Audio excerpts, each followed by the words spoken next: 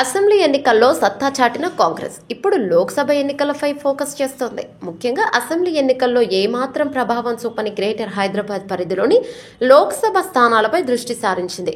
ఇక ఇందుకోసం పార్టీ రాష్ట్ర వ్యవహారాల ఇన్ఛార్జ్ దీపా దాస్ మున్షి నేరుగా రంగంలోకి దిగారు. తాజాగా ఆమె పార్లమెంట్ రంగంలో దిగారు.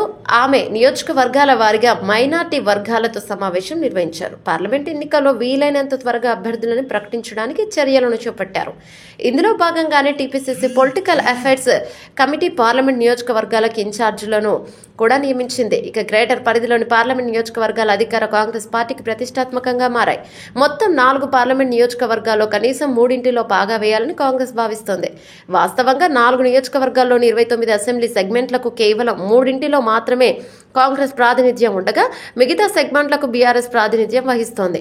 హైదరాబాద్ లోక్సభ పరిధిలో గోషామహల్ మినహా మిగతా వాటిలో మజ్లిస్ ప్రాతినిధ్యం కలిగి ఉంది. సికింద్రాబాద్, మల్కాజ్గిరి పరిధిలోని అన్ని అసెంబ్లీ సెగ్మెంట్లలో బీఆర్ఎస్ ప్రాతినిధ్యం ఉండగా చేవెళ్ల పరిధిలో 3 అసెంబ్లీ సెగ్మెంట్లలో కాంగ్రెస్ ప్రాతినిధ్యం ఉంది. మిగతా సెగ్మెంట్లలో బీఆర్ఎస్ ప్రాతినిధ్యం కలిగి ఉంది. ఇక అసెంబ్లీ ఎన్నికల్లో రాష్ట్ర వ్యాప్తంగా కాంగ్రెస్ ప్రభంజనం కొనసాగిన గ్రేటర్ పరిధిలోని స్థానాల్లో పరాభవం తప్పలేదు. అందుకే లోక్సభ స్థానాలను కవిసం చేసుకునేలా పక్కా ప్రణాళిక రచిస్తోంది. ఇందులో భాగంగా గతంలో పార్టీ విడిన వారిని తిరిగి చేర్చుకుని లోక్సభ స్థానాల్లో ఎన్నికల్లో సత్తా చాటాలని చూస్తోంది. ఇండియా కూటమిలో ఎంపీపీ చేరితే దాని హైదరాబాద్ పార్లమెంట్ స్థానం వదిలి మిగతా స్థానాల్లో పోటీ చేయాలని కాంగ్రెస్ భావిస్తోంది. అందుకోసం సీనియర్ నాయకులైన మంత్రులకు ప్రాధాన్యత ఇచ్చి పార్లమెంట్ స్థానాల ఇన్ఛార్జి బాధ్యతలు అప్పగించింది.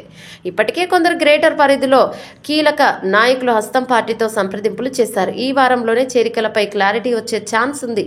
బీజేపీ, బీఆర్ఎస్ 2 పార్టీల నుంచి చేరికలుండొచ్చని తెలుస్తోంది. ఈ వీడియో మీకు నచ్చినట్టయితే లైక్ చేయండి, షేర్ చేయండి, కమెంట్ చేయండి, సబ్స్క్రైబ్ చేయండి.